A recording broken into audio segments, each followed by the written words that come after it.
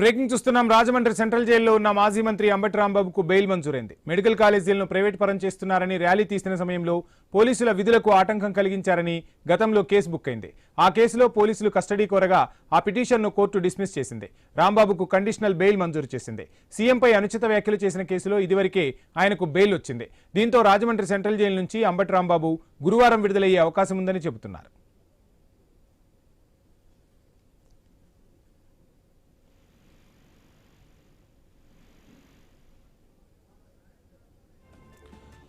Right, ఇక అంబటికి bail సంబంధించిన details మా ప్రతినిధి నాగేశ్వరరావు అందిస్తారు. నాగేశ్వరరావు, మొత్తంగా అంబటి రాంబాబుకు బెయిల్ వస్తున్నట్టుగా తెలుస్తుంది, డీటెయిల్స్ ఏంటి?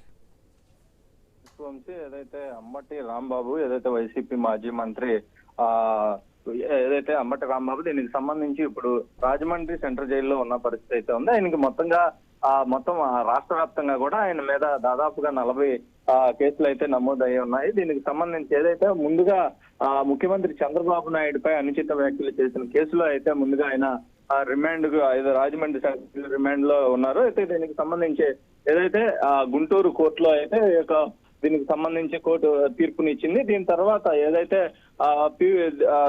అంబటి రాంబాబుని మొన్న మళ్ళీ వేరే ఏదైతే పీపీపీ విధానంపై వైద్య కళాశాలకు సంబంధించి ర్యాలీకి జరుగుతున్నప్పుడు పట్టాభిపురం సిఐతో వాగ్వాదం చోటు చేసుకుంది. దానికి సంబంధించిన కేసులో మళ్ళీ ఏదైతే గత 4 రోజుల క్రితం అంబటి రాంబాబుకి రిమాండ్ విధించిన పరిస్థితి అయితే ఉంది. ఏదైతే ఆ యొక్క కేసుకు సంబంధించిన బెయిల్కి సంబంధించి ఈ రోజు వాదనలు జరిగాయి గుంటూరులో. దీనికి సంబంధించి ఆ కేసుకు సంబంధించి కూడా అంబటి రాంబాబుకి పూర్తిగా బెయిల్ మంజూరు చేసిన పరిస్థితి అయితే ఉంది. మొత్తంగా అంబటి రాంబాబు రాజమండ్రి సెంట్రల్ జైలు నుంచి రేపైతే విడుదల కావచ్చు అని కూడా తెలుస్తుంది. మొత్తంగా ఆయన మీద ఉన్న 40 కేసులకు సంబంధించి దాదాపుగా 40 కేసులకు సంబంధించి కూడా మళ్ళీ అతన్ని ఏదైతే అంబటి రాంబాబుని మళ్ళీ వేరే కేసుల మీద కూడా ఆయన అరెస్ట్ చేసే అవకాశాలు ఉంటాయని కూడా కొందరు చెప్తున్న పరిస్థితి అయితే ఉంది. మొత్తంగా ఏదైతే అంబటి రాంబాబు బెయిల్ మంజూరు అవటం వైసీపీ శ్రేణులు ఆనందం వ్యక్తం చేస్తున్న పరిస్థితి అయితే ఉంది.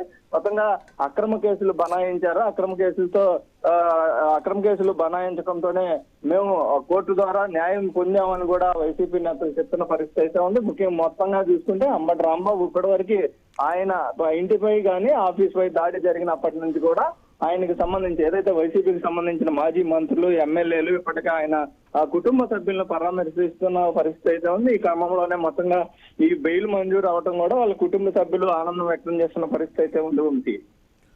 Thank you Nageswararao.